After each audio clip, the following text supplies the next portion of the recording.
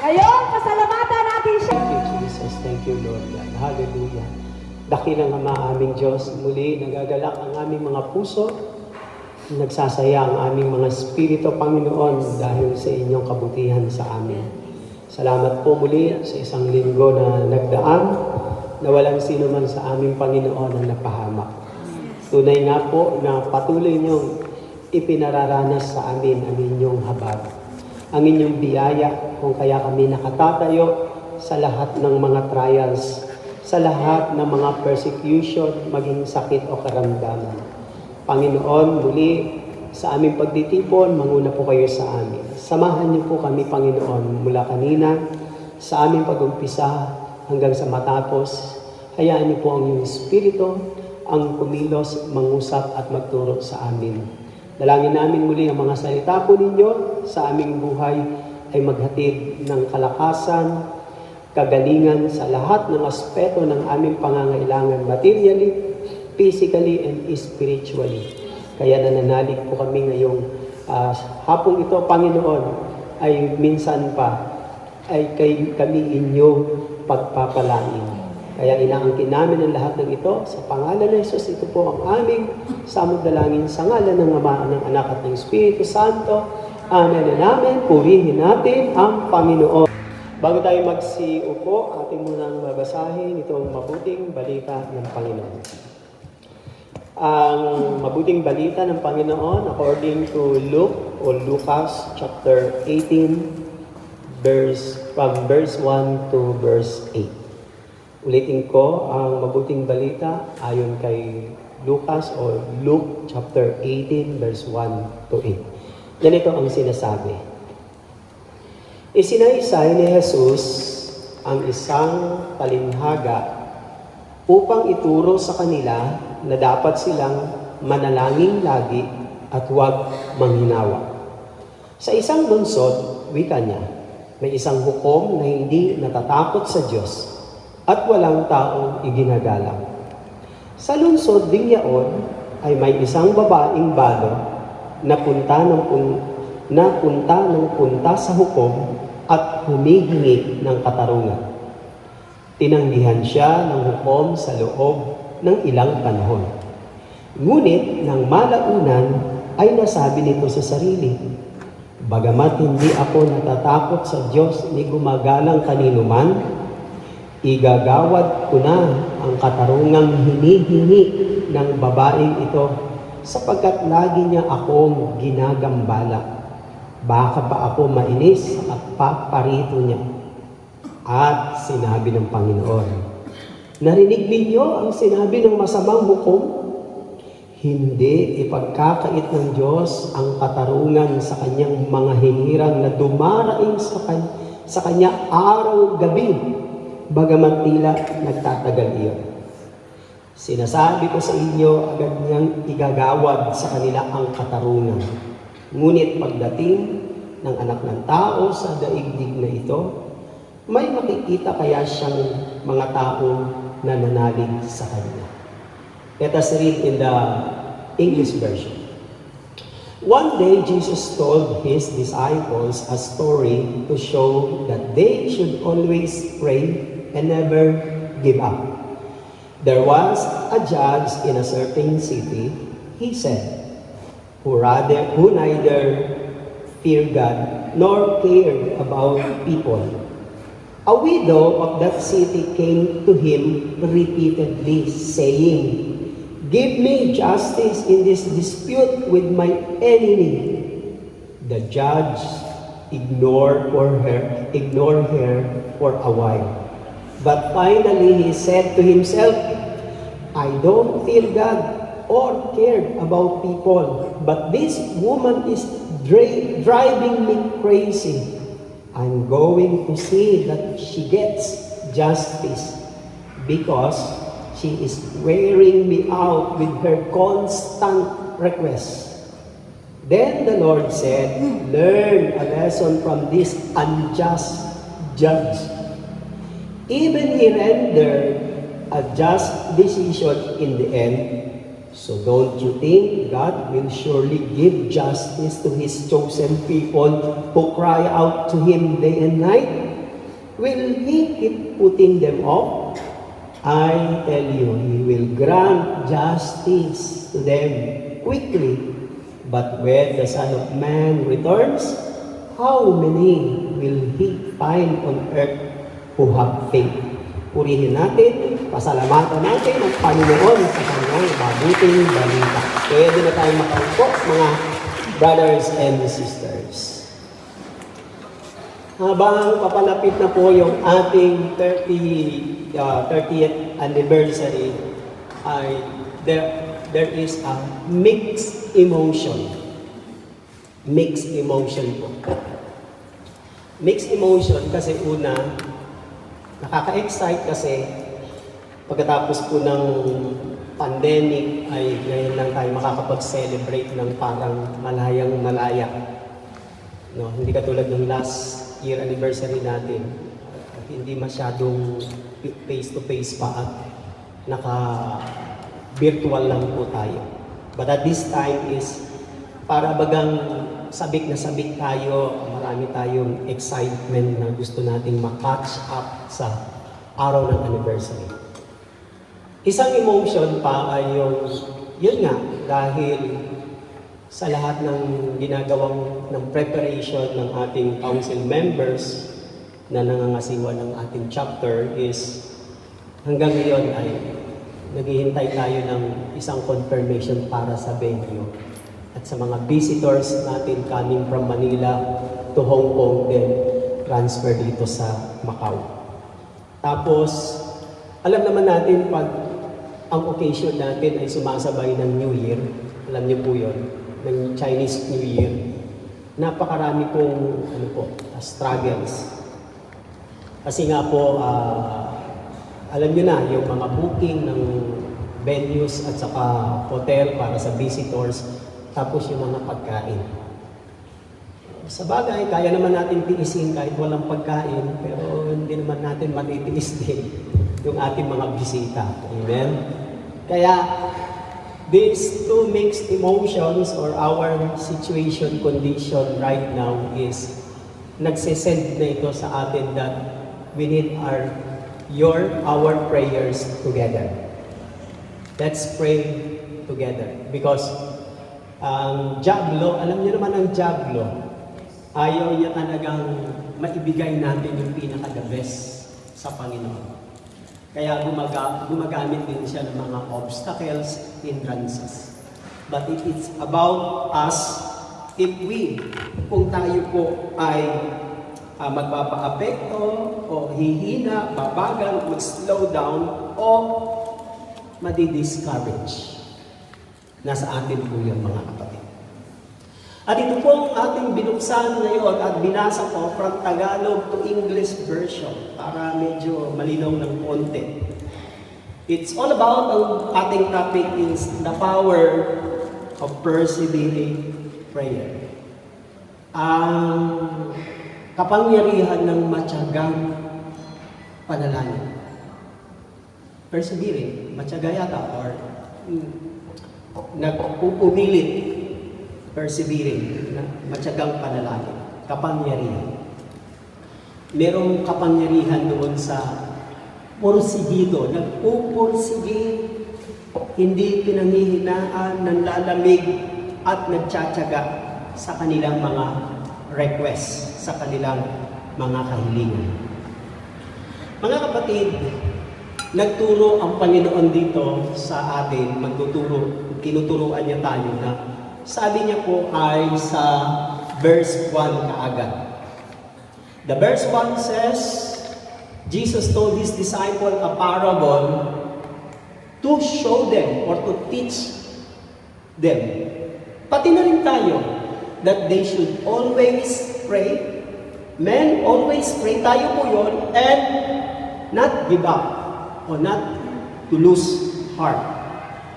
Not give up. Huwag pong bumitaw, huwag pong sumuko. May kanta si Freddy Aguilar na ang sumusuko ay hindi nagwawagi. Ang bumibitaw ay hindi nagwawagi. Diba? Meron pong isang lalaki na siya po ay nag-garage sale. Nag-garage sale po siya. Lahat ng kanyang mga gadgets, magmula sa mga headphone, mga players, at mga sunglasses, wallet, etc. Nag-garage sale po siya. At may mga presyo-presyo po yung kanyang mga items sa kanyang garage. And then, meron po isang item siya na napakamahal. Kaya sa tuwing nagtatanong ang mga bumibili, sapagkat napapansin ay ang mga nabibili lang yung mga hindi masyadong mahal at yung isa laging naiiwan dahil nga mahal. Nagtanong yung isang customer, sabi niya, bakit po hindi po nabibili yan? Ilang beses na po kami bumabalik dito. Kasi naman po napakamahal. Tapos sabi ng lalaki na nag-garage sale, sabi niya, kaya yan mahal at napakamahal kasi napaka-effective. Napaka-effective yan, kaya mahal. Tinanong nung bumibili, sabi niya, ano po bang, ano po bang item yan? Ano po bang product yan? Ang tawag ko dyan sa item na yan ay discouragement. Discouragement. Alam niyo po ba na ang discouragement is one of the tool of Satan for us to give up? Ano po? To give up. Bakit po mahal? Kasi effective eh. Don't you know that discouragement is very effective? Mas madali tayong panghinaan kaysa lumakas eh. That is our nature. And Satan knows that one of our weaknesses para tayo po ay mawala sa ating goal, sa purpose ng ating buhay is discouragement. Ang dami pong pasok, intra pala. Ang dami pong pasok ng discouragement sa buhay natin. Pag hindi ka niya kaya sa buhay mo, sa sarili mo, papasok siya sa asawa. Pag mahina ka sa asawa, pwede ka nang bumigay. Pag ang asawa mo nag-El Shaddai din at matatag, papasok siya sa anak. Pero kung yung anak ninyo ay naniniwala sa El Shaddai, pag-El Shaddai natin na mahal tayo ng Panginoon, papasok siya sa biyanan.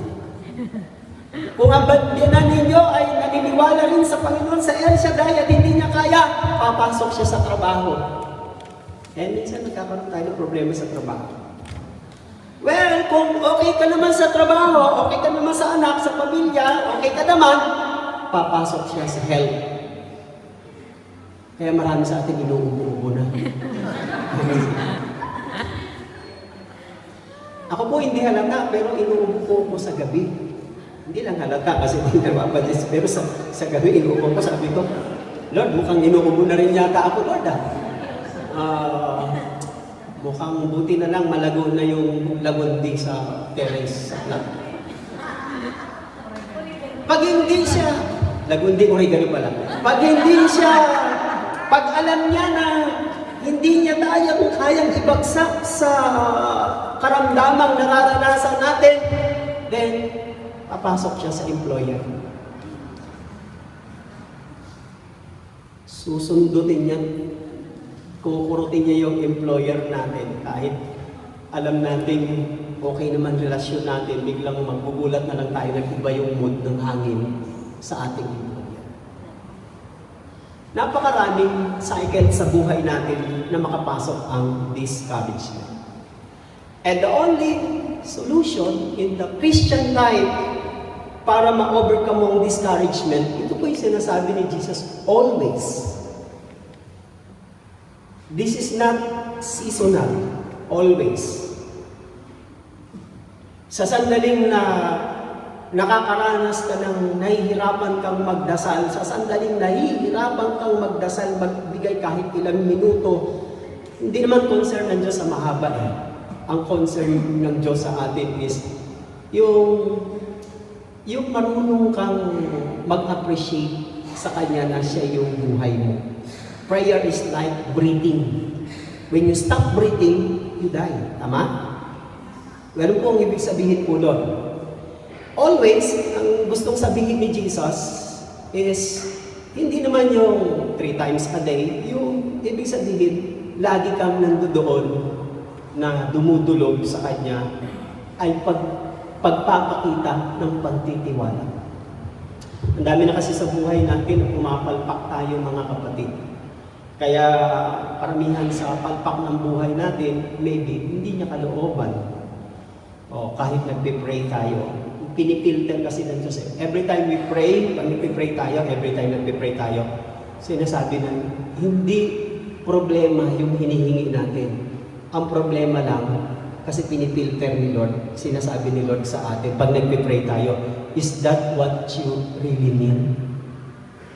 Hingi ka kay Lord, sasabihin ni Lord, is that what you really need ba talaga? O meron ka pang hidden agenda? Parang ganun. So, ganun ang Panginoon. Now, the power of perseverance prayer. Now, ginamit ni Jesus yung babaeng balo. Babaeng balo po. Ano po? How the widow prevailed, paano napagtagumpayan ng babaeng balo over the wicked judge. Ang setting kasi, sa story niya, parable ni Jesus, meron daw pong sa isang syudad, meron isang babaeng balo na punta sa judge at pagkatapos, meron ding judge na yung katangian ng judge, walang takot sa Diyos at walang ginagalang na kapwa-tao. So napakahirap nito. Hindi natatakot sa Diyos at walang ginagalang na tao. Yun yung klase ng taong hihingian niya ng tulong. Meron po siyang prayer. Meron siyang request. Saan? Doon sa judge. Hindi kasi minention ng Bible kung ano po yung problema ng babae. Pero mabigat. Kasi babalik-balik ba siya at pupunta, pagtsatsagaan niya hanggat hindi siya pagbigyan o tulungan ng judge? Kung hindi yun importante. Noon kasi, ang mga ari-arian lang noon, wala namang iba kundi lupa lang naman eh. Lupa, mga sakahan, wala pa kasi mga material, mga appliances noon. Kaya para probably lupa o sakahan. Hindi sinabi kung anong problema ng babae, pero napakabigat ang problema niya. At napakarami ring obstacle at hindrances. But the story tells us that she overcome. At hindi gagamitin ni Jesus ang story na ito, itong parable na ito, kung hindi mahalaga ang panalangin. Napakahalaga, whether we like it or not, tugunin man tayo sa hindi, mahalaga pa rin yung lumalapit tayo sa Diyos kasi siya lang naman nakakaalam ng prayers natin eh. At siya rin ang nakakaalam kung ano ang mabuti sa atin. Now, let us go on. First is, the widow continued to persevere in her request. Minsan tayo po ay umaatras, bumibitaw, nagbabago, o lumalayo kapag alam na natin na ang prayer request natin ay hindi agad binibigay ng Panginoon.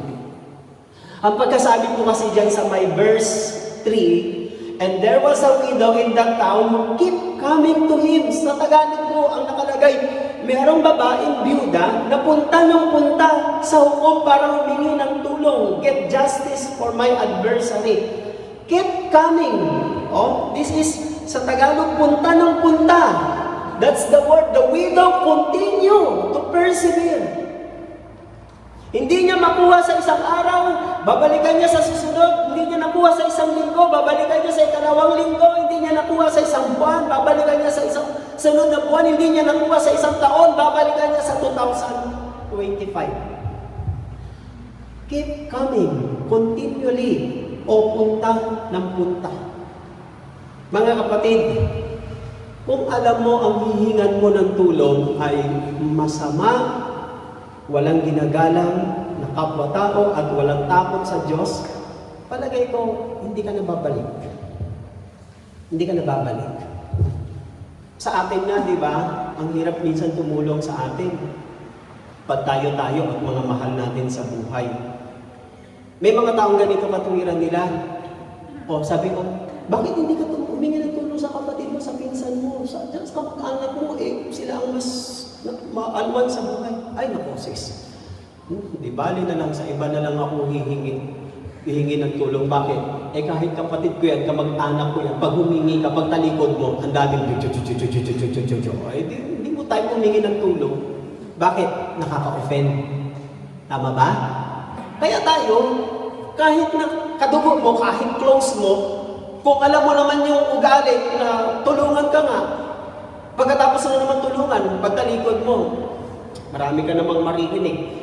Parang hindi ka rin nasarapan dun sa binigay na tulong. Bakit? Masama. This is the kind of judge. But she never stopped to ask for help doon sa masamang buko. And in fact, being a widow is a problem na. Kasi nung panahon ni Jesus, ang mga babaeng balo at ang mga babae noon, they were secondary citizen. So hindi sila priority. Napakahirap. At pagkatapos, balo pa siya. Tingnan niyo po ang mga, bibigay ko po yung mga nakita kong obstacle, hindrances sa kanya. And in spite of this hindrances and obstacle, she continued. Sa atin po, isa lang, dalawang hindrances. Backslide na tayo, pero ito, hindi tumigil at huminto. Tingnan niyo po yung hindrances niya. First is, hindrances niya, she was a stranger. The widow is a stranger. Ibig sabihin, hindi po siya anak ng Diyos. Ginamit siya ni Jesus na halimbawa para sa atin, pero hindi siya anak ng Diyos. What is the difference to us? The widow is, he is a stranger, but tayo ay hindi stranger. We are God's children. Nakita niyo ba ang advantage natin sa Kanya? Ang advantage, yung babae, hindi po siya anak ng Diyos, pero ikaw at ako ay anak ng Diyos, kaya naman ka na. Nakakalungkot. Kung sino pa yung mga anak ng Diyos, yun ang nanghihina. Diba? Anak ka ng Diyos eh. Pero kung anak ka ni Mang Pedro o ni Aling Perla na nagtitinda ng kwek-kwek o banana cue dun sa kanto at hihingi ka ng napakalaking halaga, sasabihin siguro sa'yo ni Mang Pedro o ni Aling Perla, ano ka ba naman sa hirap ng buhay ngayon? Pero kung anak ka ng Diyos, sasabihin mo sa Lord, ang bigat ko ng problema, napakalaki ko ng problema ko. Hindi sasabihin sa'yo ng Diyos na, ano ka ba naman? Hindi ko kaya yung problema mo, ang laki-laki naman yan.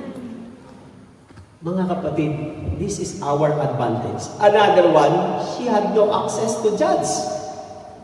Wala siyang access eh. Noong panahon ni Jesus, meron na rin bribery.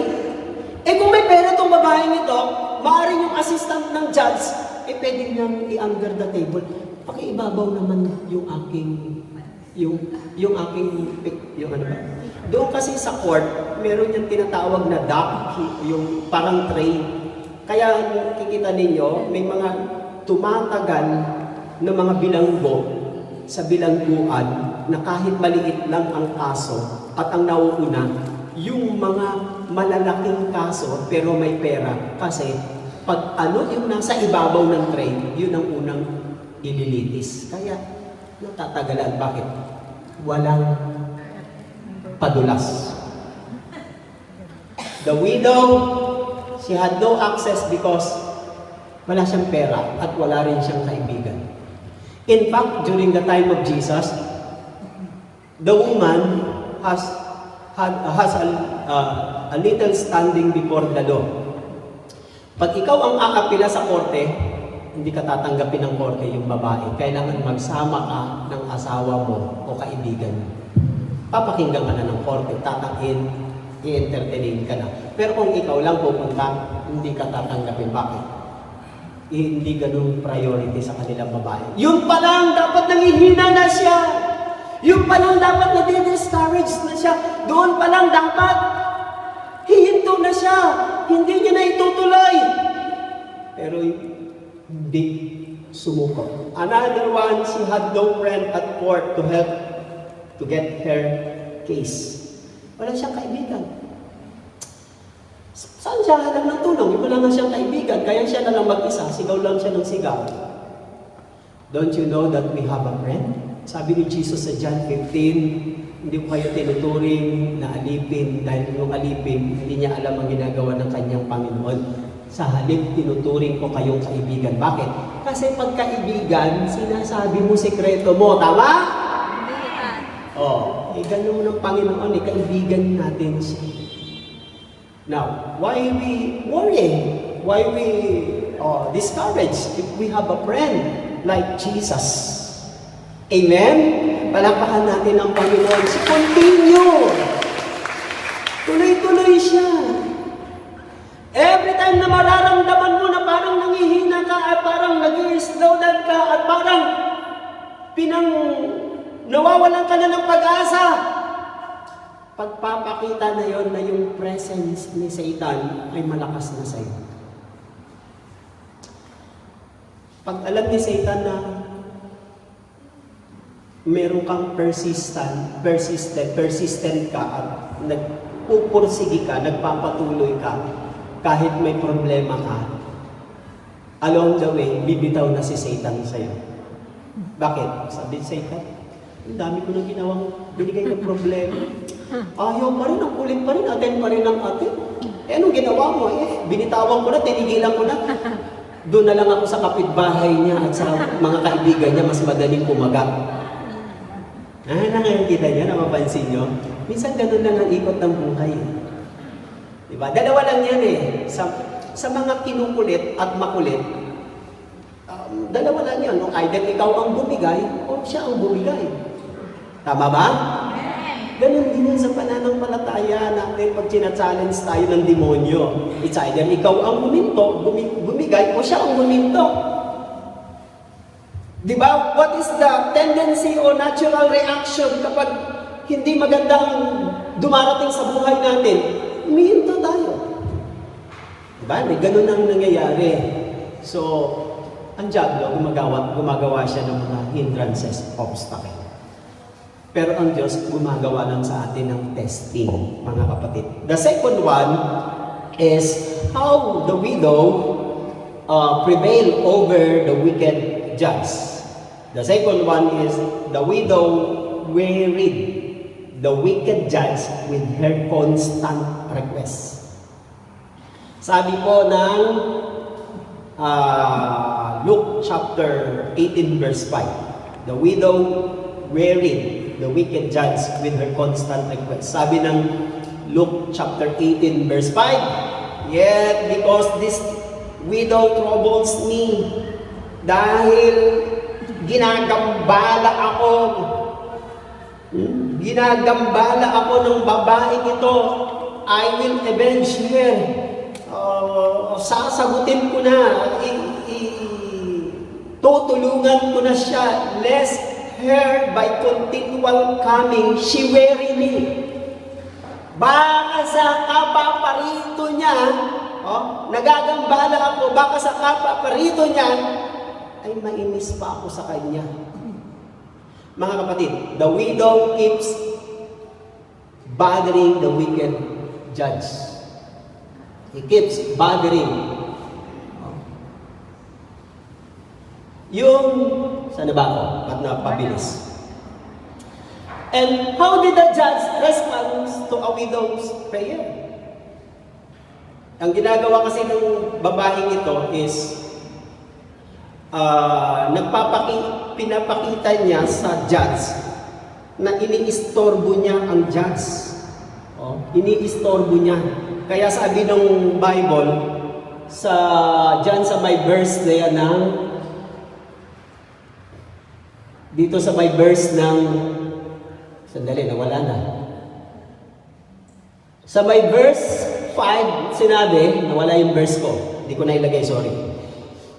Dahil ginagambala niya ako, yung word na ginagambala. Tiningnan ko sa English version, tiningnan ko yung translation na nakalagay is, she weary me. Yung word na weary, ay hindi katumbas niya ng salitang worry. Weary, yung parang sa past tense na word is wore out. Yung parang na-burn out ka, na-worn out ka, parang na, ang hirap sa Tagalog, kahit hindi naman tayo English. Na-worn out ka, na-burn out ka, o na-weary ka, mga kapatid. Pinanghinaan, nawala ng lakas, parang ganun po. Because the widow keeps bothering him, wearying him, mga kapatid. How did the judge respond? Una, he responds with, he was afraid the widow would bury him. Ibigay ko na nga, kasi lagi niya naman akong ginagambala, may istorbo. Tingnan niyo po yung word na yan.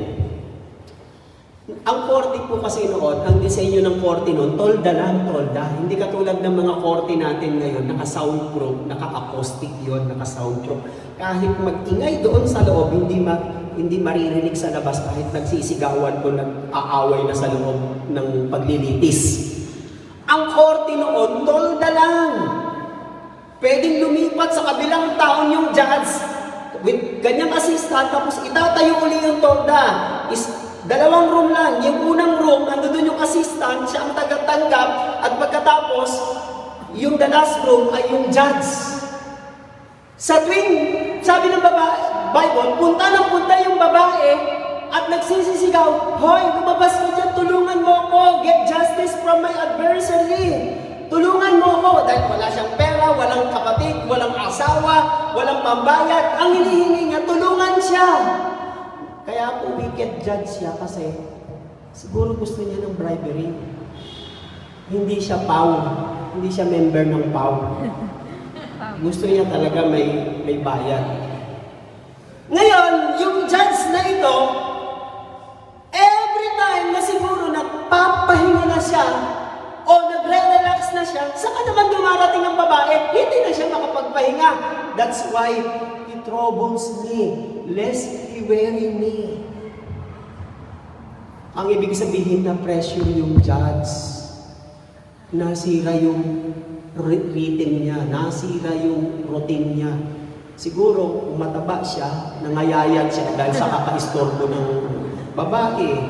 Siguro, maglalans na siya, sisigaw na naman yung babae, "Oy, lumabas ka dyan!" Ito, lang yun. Natural, pag nagingay yung babae, na siya, nadidistract na siya, nawawala na siya sa voice niya. Kasi nga, sabi, he would bury me. That's why she afraid. Na takot siya. At binigay niya ang hinihingi ng babae. Alam niyo po, nang tinignan ko po sa dictionary ng Bible, itong word na weary, the widow keeps bothering the wicked judge. Ang ibig po sabihin, ba't di ko makagat na wala? Ang word na weary, na tinignan ko sa Bible Dictionary, weary means to have one face blackened. Ano po ibig sabihin ng one face blackened? Black eye. Nako, imagine. Hindi mo ba ibibigay yung hinihingi ng nangungulit sa'yo kung ba-black ayan ka yan? Ibigay mo na, kaysa naman ma-black ayan ka. Yun po ang ibig sabihin ng weary dito sa context na ito. And another one is to ruin the reputation. Nasira yung reputasyon ng judge. Kahit sino naman di ba? O kahit may kapitbahay kayong doktor, may kapitbahay kayong judge, kung meron namang babaeng maingay at punta ng punta, "Hoy, lumabas ka dyan, walang hiya ka, kurap ka, gusto mo lang, in-entertain mo lang may pera, pag walang pera, ayaw mong tanggapin, nababayaran ka." nasira yung reputasyon ng judge na ito. Baka binibisto siya ng babae, baka inaano siya, pinapahiya siya ng babae. So sa dalawang rason na ito, lest he would weary me, I will get justice. Bibigyan ko na siya ng tulong o katarungan, mga kapatid. Yan po ang ibig sabihin niyan, mga kapatid. Ibinigay ng judge yung hinihingi ng babae dahil sa kanyang pangalawang step natin, sa kanyang continue to persevere in her request. Ibinigay dahil sa siya ay nagagambala. Alam niyo po ba ang Diyos? Pag in-apply natin yung ginagawa ng babae sa Diyos, iwe-very ko ng Diyos. Gagambalahin ko siya, istorbuhin ko siya, hindi ko siya pakatahimikin. Hindi sasabihin ng Diyos, hoy, huwag ganyan anak, pangit yan. In fact, ang gusto ng Diyos, ginagambala natin siya. Tayo lang ang hindi. Ayaw natin na nagagambala tayo. Bakit? May mga privacy tayo eh. Ang Diyos, wala na nga siyang privacy eh. Bakit? Imagine, ang dami-dami nating prayer partners. Lahat ng taga-Macau magdarasal. Magdarasal din yun nasa Europe, nasa London, sa Amerika, sa Japan, sa Australia. Paano makakapagpahinga ng Diyos? Hindi naman pwedeng sabihin ng Diyos, oy, sandali lang mga taga-London, taga-USA, taga-Japan, Amerika, tumigil muna kayo, nalilito na ako. Macau muna, pakikinggan ko. Hindi naman pwedeng gano'n. Nakakaunggambala kayo. Nandito pa ako sa Macau, pinapakinggan ko sila. Mamaya na kayo, one at a time lang. Ang Diyos, hindi ko siya magagambala kahit sabay-sabay tayo. Amen. Binigay ng hukom ang request ng babae dahil lang sa ayaw niyang mablakayan at magambala. Amen. Ang Diyos hindi nagagambala. Naalala ko kasi nung panahon buhay pa ang lola ko, napaka-stricto ng lola ko. Pag may nagpapahinga, kailangan ng lakad mo. Nakatingkayat na ganyan. Kasi pag tumulog at naging sayo, kung nagpapahinga matanda, may pat-pat ka na. At pag may nag-uusap na bisita, huwag kang sabat ng sabat at daan ng daan sa gitna at huwag kang mag-iingay. Bakit? May pingot ka na. Ayun, lola ko, lumaki kasi ako sa lola ko at sa lolo ko. Lumaki ako, ang kurot ng lola ko dito sa singit. Yung malapit doon basa, sa singit. Pag kinurot kang gano'n, umaangat yung sumasama yung hita mo pag kinukurot kang gano'n. Ganon ang kinalakihan kong mga lolo't lola. Sabi niya, bastos ka, wala kang modo, wala kang ganang, nakakagambala ka, wala kang respeto sa matatanda. Ganon. Ang Diyos, pag nagdarasal tayo, Lord, anong oras na? Alas 12. Kung minsan yung mga emergency sa buhay natin, ano yun eh, tawag yung para magdasal pa. Lord, alas 3 na po, pero sorry po, alam ko nakakagambala ito, pero kailangan ko po kasi nabibigatan ako, natataranta ako, natatakot ako, gusto kong i-release sa inyo, tulungan niyo po ako. Hindi sasabihin ng Diyos, oy, alas 3 na, magpatulogin mo naman ako. Gusto ng Diyos, ginagambala namin siya. Bigyan ko kayo ng halimbawa. Sa isang relasyon, anong gusto nyo? Yung kausap ka ng long distance o kausap ka ng katabi? Katabi. Oo, kayo pumili na. Mas masarap yung kausap ng katabi. Ang Diyos gusto niyang katabi natin siya. Namimiss tayo ng Diyos every Sunday. Amen? Amen. Namimiss niya tayo. Ganun yung longing ng Diyos sa atin. Ewan ko lang kung namimiss natin siya. Diba? Pero ang Diyos, ganun ang longing niya sa atin. Now, let me go on again. How did the judge respond to a widow's prayer? Yung una, because the widow, she continued to persevere in her prayer request, and the judge helped her case because the judge was afraid that she would weary him. And then, pangalawa, how did the respond of the widow's prayer? The judge helped the widows because of his impatience. Magkaiba po yung weary sa impatience. Naubusan na po siya ng pasensya. Hindi mo ba tayo pag nauubusan ng pasensya bumibigay? Tama? Ganun ang judge, naubusan siya ng pasensya. Sabi ko, hindi ko na kaya ito, hindi niya na kaya, yung babaeng ito. Ibinigay na lang. Ang Diyos, pag tumutugon sa prayer natin, hindi dahil nauubusan siya ng pasensya. Napakahaba ng pasensya ng Diyos sa iyo. Amen? Napakahaba. Mahabang-mahaba ang pasensya ng Diyos. Pinagtsatsagaan niya tayo. Imagine ang Diyos, napakatsaga sa atin, pero pag ikaw sa dalangin mo, hindi ka nagtsatsaga. Pagtsagaan ninyo. Kung asawa ninyo, hindi pa rin nagbabago, pagtsagaan ninyo. Anak ninyo, hindi nagbabago, pagtsagaan niyo, pagdasal niyo pa rin kahit na tumatagal. Eh, ang Diyos nga, pinagtsatsagaan niya tayo, ikaw pa kaya hindi makapagtsaga sa iba? Di ba? Napansin po ninyo yon? This is different from the judge. The judge here gave the request of the woman because he was impatient. Mga kapatid, lahat ng bagay dapat natin pagtsagaan. Lalo na sa dasal.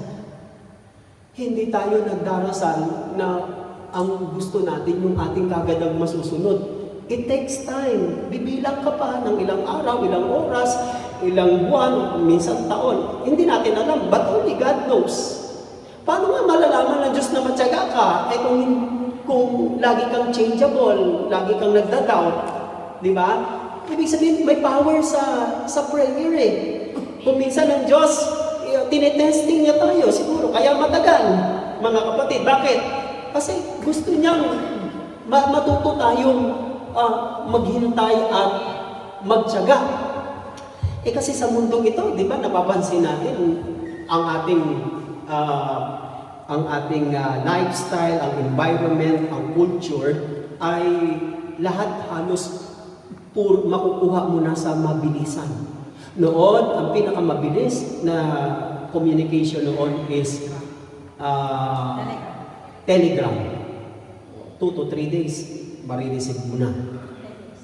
Ngayon, dahil sa cellular phone, napakabilis. Pag-send mo, maliban lang na magkaroon ng traffic, makukuha mo kaagad ang message kahit sa mga fax. Di ba? Napakabilis. Noon, pag manliligaw ka, aabutin ng taon. Pag manliligaw ka para mapangasawa mo ang babae, o mapangasawa ka ng lalaki, magtsatsaga ka. Sa Bible, 7 years.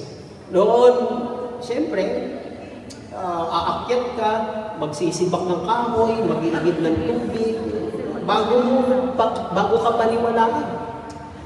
Noong bata ako, alam niyo po, ang lola ko, pag bago kami maligo, ang lola ko, magpapaakyat ng nyog.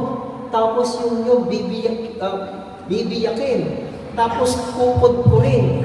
Tapos pipigain at yung kakanggata. Patipilahin kaming mga kapo, kukuskusin nung pagdating ng mga 80s, 90s, lumabas na yung mga shampoo na may kuko. Diba yung shampoo na may coconut? Bugo! Oh, tapos, binago, ginawang mga 3-in-1, di ba? Noon, ang tagal ng proseso bago ka magugo. Parang ganun, di ba? Ngayon kasi puro instant eh. Noon, magtitimpla ka ng kape. Pagkakuha mo ng kape, ibibilad mo yung kape. Pagka matigas na, dried na yung kape, ipapagiling mo yung kape, pakukuluan mo, tapos bago ka. Ngayon, ang dami, 3-in-1. Andun na yung cream, yung milk, yung sugar, andun na. Napakabilis. Napakabilis. Napapansin niyo po, kahit sa mga pagkain natin ng mga nakapak na, iinitin mo lang, guguntingin mo lang, ready na. Napakabilis. Sa mga soup, napakabilis mga kapatid. Itong mga bagay na ito ang nagkondisyon ng mind natin kaya hindi tayo makapaghintay. Ang Diyos minsan instant din naman siya eh. Pero kung minsan hindi siya nag-i-instant, you have to wait. Kailangan mong magtiyaga. Ganun po ang ibig sabihin nun. Kaya ngayon, tayo, ang bilis natin mabugnot. Ang bilis natin Bakit? Kasi yun ang na-condition sa atin. Maganda rin yung manual, may aral din doon, pero dahil ngayon, dahil panahon na ng technologies, lahat mabibilis sa pagbiyahe, ganyan. Kaya ang mindset natin, mabilis din, kailangan din. Pero sabi daw ng saying, kapag ang taong matulin, pag tinig ay malalim. Di ba? Totoo, di ba? Parang ganun ibig sabihin mo nun.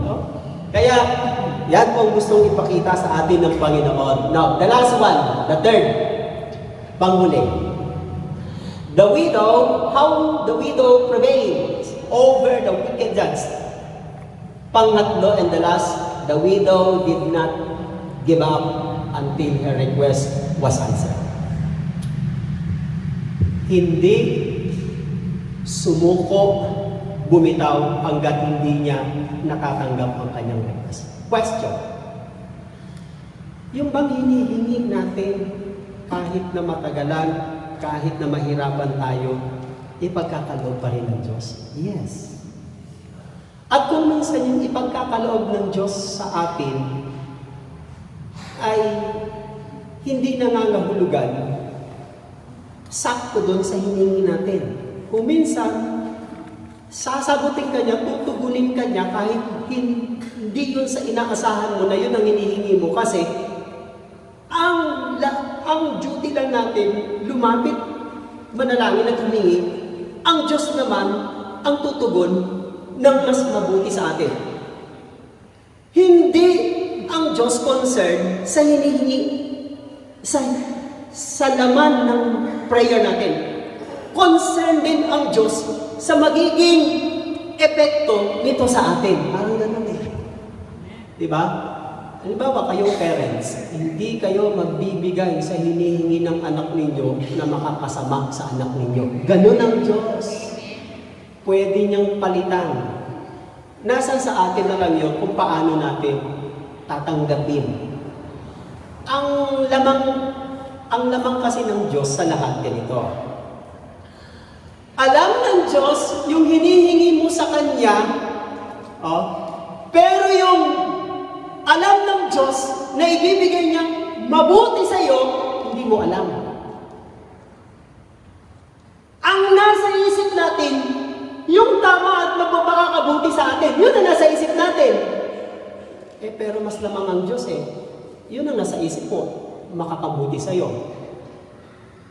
Pero ang nasa isip ng Diyos na hindi mo alam, na alam niya na hindi makakabuti sa iyo. Pero alam mo na mabuti sa iyo. Paano mo malalaman na yung sagot ng Diyos at tugon sa dasal mo ay galing sa Diyos at kalooban ng Diyos? Una, magbibigay una sa iyo ng kapayapaan. Amen. Dapat pag-answer prayer ka na, dapat may peace of mind ka na. Amen. Pero kung naguguluhan ka pa rin, pero nandiyan na naguguluhan ka pa rin, baka hindi yan ang talagang gusto ng Diyos sa'yo. Pangalawa, masaya ka. Nakuha mo nga, pero ba't naman nandito na? Tinugon na ako, hindi pa rin ako masaya. Baka hindi yun ang kalooban ng Diyos. Kasi pag galing sa Diyos, galing sa Kanya, sagot niya, hindi pwedeng wala yung peace of mind and joy. Kasama lagi yun Kung bibigyan lang din kita, hindi ka sasaya, hindi ka makakatulog, lagi kang takot, mabuti pa wag na lang kitang bigyan. Tama? Ganyan ang concern ng Diyos. The widow did not give up until her request was answered. First, this woman is driving me crazy, sabi ng judge. I'm going to see that she gets justice. Tutugunin ko ang kahilingan niya, ibibigay ko yung katarungan sa kaso niya. She is wearing me with her constant request, and that is the third step. And she did not give up until the request answered. Hindi sumuko, mga kapatid. Now, Jesus said, God answers our prayers if we don't give up. Amen. Believe me, sasagot pa rin ang Diyos. Sinabi ko na sa inyo, kung sumagot man siya, huwag sana tayong madi-discourage kasi siya lang naman nakakaalam ng mabuti para sa atin. Pero sasagot pa rin siya. Alamin niyo, bakit naman Lord, ang hinihingi ko boyfriend, asawa, bakit ang ibinigay mo sa akin trabaho? Diba? Mag-isip na kayo, bakit trabaho? Hindi boyfriend at asawa. Mabalik ka rin ko naman. Lord, ganun. Oh. Ang hinihingi ko sa inyo, Lord, trabaho. Pero okay naman ako sa resume ko. Okay naman ako. Competent naman ako. May skill naman ako. May experience naman ako. Eh bakit naman ang binigay niyo naman sa akin asawa? Oh, di ba? Mag-iisip din kayo, di ba? Oh, Lord, bigyan niyo po ako ng mabait at generous na employer. Hindi generous at mabait na employer binigay sa iyo. Ang binigay sa iyo, suplado, mataray, at saka terror. O, di ba? Minsan, hindi rin natin maintindihan eh. Ang Diyos sumasagot, kaya nga lang yung sagot niya sa atin ay laging ikabubuti natin. She never give up.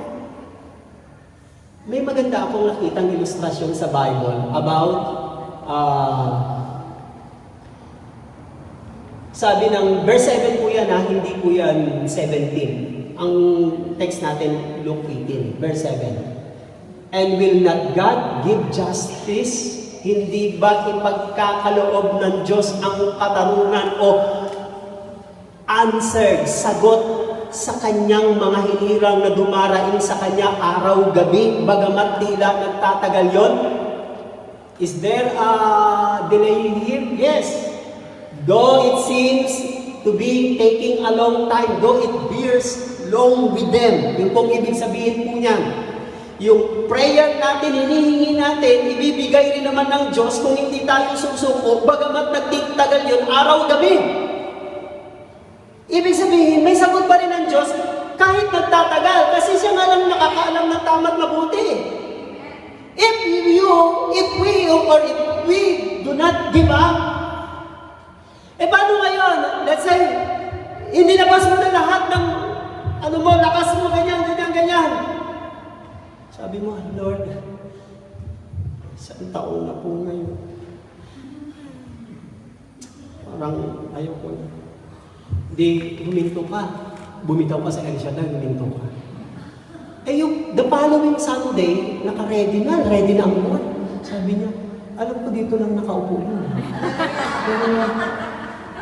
Wala. Siguro, bibigyan ka pa ng chance. Siguro, busy lang at may emergency or naasikaso. Siguro, abangan ko na lang sa next Sunday. Wala pa rin. Minsan, yung alam mo, isang step na lang, isang aabutin mo na lang, tapos doon ka pa, doon ka pa sumumpo at bumitaw. Di ba yung ganun? One step na lang. Paano mo malalaman? Kasi kung hindi ka give up, kung hindi ka bibitaw, kaya huwag niyong bitawan lahat ng panalangin ninyo dahil kahit tumagal yun, sasagot ang Diyos. Sasagot siya. I remember this, one of the good example illustration. I-demo ko sa inyo. Si Jacob, kilala natin si Jacob, di ba? Magkapatid yan sila ni Esau, anak ni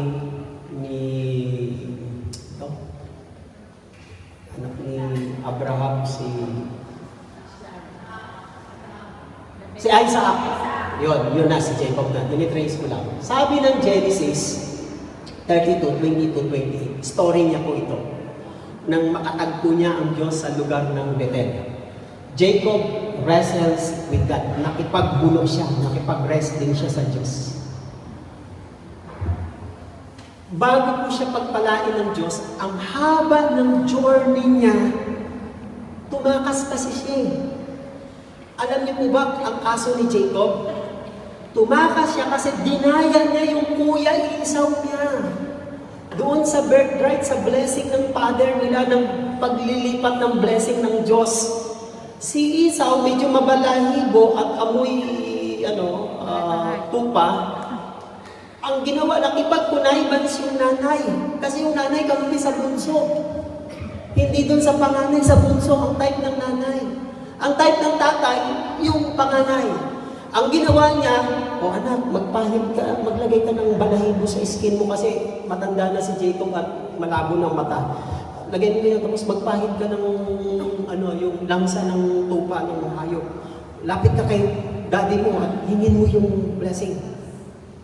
Sabi ni Jacob, sino ka? Si Esau po. Halika nga dito. Sinalat niya.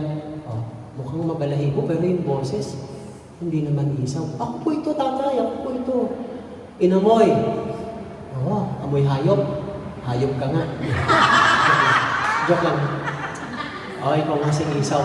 Binigay na yung blessings. Pagkatapos ng ilang oras, dumating si Esau, humihingi ng blessing. Naku, nadaya ako ng kapatid mo. Yung palang ibig sabihin ng pangalang Jacob, the name Jacob, ang ibig sabihin, sabi sa kanya, babalikan ko muna dito, sa baba muna ako. The name Jacob means schemer. Schemer or scammer. Tumatawa kayo. Ang pag sinabing schemer is mapaggawa ng masama.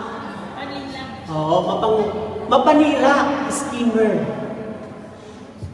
Related siguro yung word na scammer kasi yung scammer naninira ka rin ng mabuting approach pero sa dulo dadayain ka, scammer. Yun ang ibig sabihin po ng Jacob na name. Pangalawa is deceiver. Yan, sakto na yan, mandaraya. Balik tayo dun sa verse na sinabi ko kanina.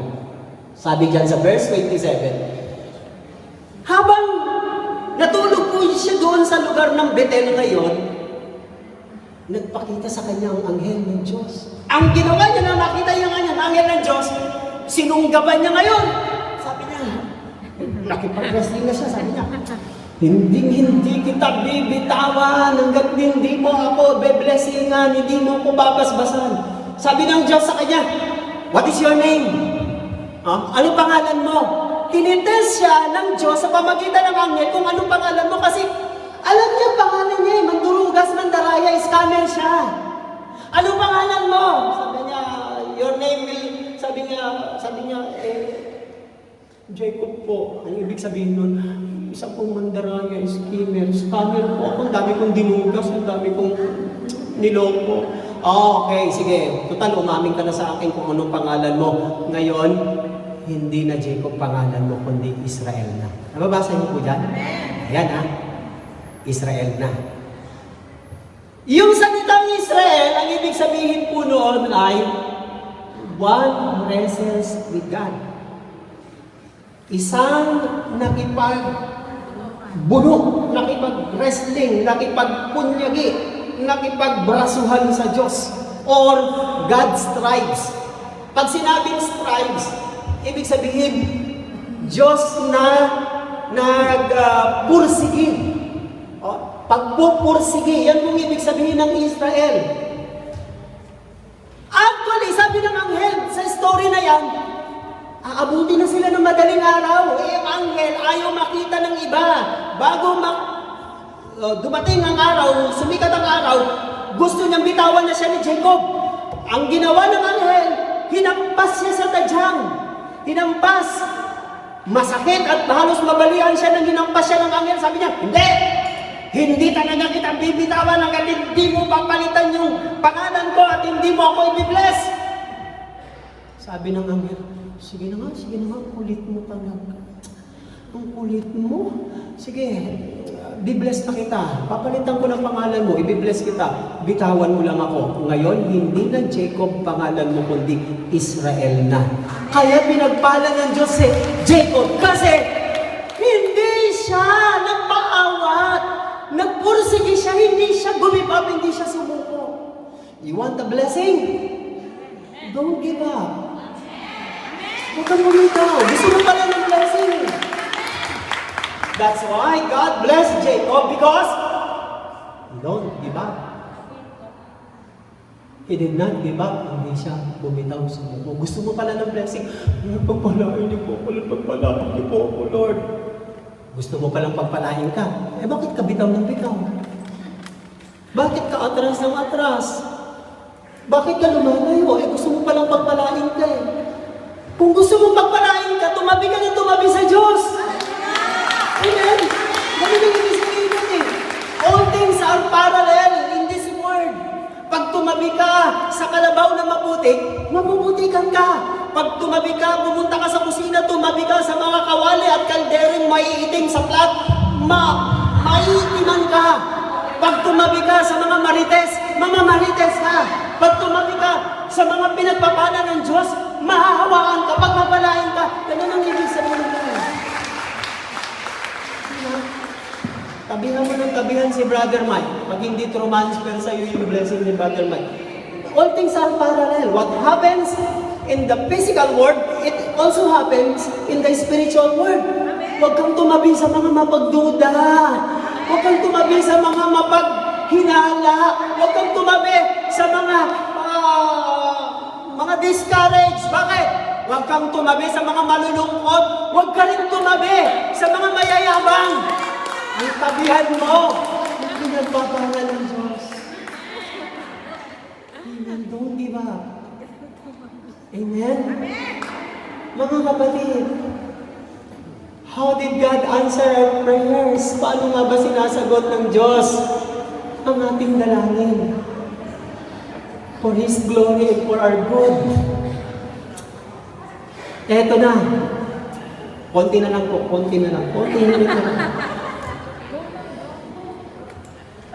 Sinagot ng judge yung hinihingi ng babae kasi nagagambala siya, naubusan na siya ng lakas, hindi siya makapagpahinga. Tapos, na-impatient siya. Ito, for our good.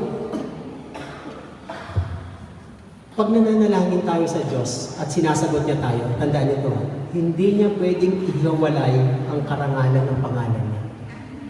Hindi pwede. Kung tinugon ka ng Diyos sa iyong panalangin, hindi pwedeng kakabit yung kanyang karangalan. Kaya pala pag tinutugon tayo ng Diyos, nagpapatotoo tayo, mga kapatid, alam niyo mo ba, dumalo ko sa mabigat na problema at pagsubok, purihin ng Diyos, nagtagumpay ako.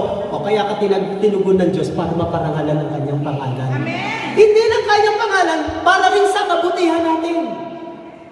Ang Diyos, pag sinasagot niya sa at for our good. For His glory and our for good. Tingnan nyo, minsan pag nagdasal tayo, gusto nating manupulahin, kontrolin ng Diyos eh. Yung Lord's Prayer, Our Father in heaven, hallowed be your name. My kingdom come and my will be done. Huwag ganun. Dapat all glory. Sa Kanya, Lord, gusto ko pag sinagot mo ako yung mabibless ka, yung kasama yung pangalan mo kapag sinero ko, pag kwinento ko, ikaw yung bida. Romans 8, verse John 5:14. This is the confidence we have. Ano yung confidence na yan? Sabi dyan, we have in approaching God that if we ask anything according to His will, He hears us. Saan daw siya sumasagot? Pag-ayon sa kanyang kalooban, nakakabit yung kanyang kaluwalhatian at para rin sa ating ikabubuti. Hindi hihiwalay ng Diyos pag answered prayer tayo ang kanyang karangalan. Hallelujah! God! How did God answer? Because we are His chosen. Yung pang sinabi dyan, Luke 18 verse 17, hindi ba ay pagkakaloob ng Diyos ang hinihiling ng kanyang mga anak o araw-gabi dahil sila ay kanyang pinili, chosen? Will not God bring about justice for His chosen one who cried to Him day and night? Actually, kaya sinasagot ng Diyos, kasi pinili ka niya eh. Yun ang reason doon. Ang tawag doon, favor. Tinawag ka niya, pinili ka niya, kaya hindi ka niya makakalimutan. Amen. We are God's chosen people. Amen. Amen? Palakpakan natin ang Panginoon. Sometimes God delays our prayers. Minsan delay lang talaga, pero pag sumagot naman siya, darating pa rin. Pag nadidelay ang prayers natin, mga kapatid, and we know that all things God works together for our good. Dinidelay, God delays are not delays, but in preparation, but for our profit that we may always pray and not faint. Para sa ikabubuti natin yun, para hindi tayo manghina. And the last one, bago tayo magsitayo, sabi ni Jesus, dapat manalangin lagi at huwag magsasawa. Hinahanda ng Diyos hinahanda niya. Kaya nadidelay kasi, pinaplastar niya, mga Bisaya. Kung hindi mo ma-explicar, i-plastar. Balang kayo mag-interpret. Pag nadidelay yung prayer natin, inaano niya yun, ikinakamada niya. Inaayos niya, nilalagyan niya pa yun ng wrapper at saka dedication. Amen. Ganun yung kaya nadidelay, kaya huwag mainit. Inaano niya kinakamada niya inilagay niya by ranks. Para pag dumating sa atin, masaya ang damdamin natin, mga kapatid. But Jesus said, pray always and don't give up. Amen? Tumayo tayo lahat, mga kapatid.